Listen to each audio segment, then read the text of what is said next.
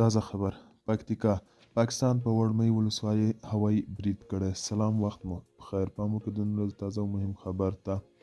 راپورونه وایي پاکستاني الوتکو د تېرې جمعې په ورځ د پکتیکا ولایت په یو ولسوالۍ برید کړی او لومړني معلومات دا دي چې په دې برید کې 15 کسان وژل شوي هم دي.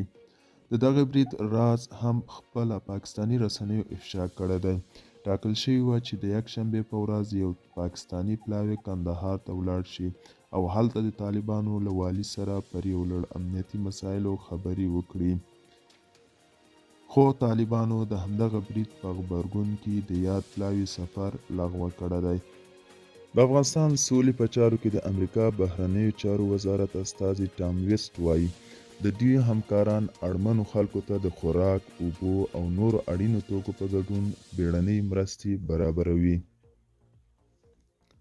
د امریکا د بهرنیو چارو وزارت استازي وایي دغه مرستې په بغلان، بدخشان، سمنګان، تخار، غور او هرات په ګډون د افغانستان په نورو ولایتونو کې د پرونیو ویجاړونکو سیلابونو له امله چې د ګڼو افغانانو د مړینې او زیانمنېدو سبب شوی ترسره شي. دوستانو، دا و د نن ورځې چمتو کلی خبر. تر بیا هم په الله سپارم. ښې چارې، ښه وخت.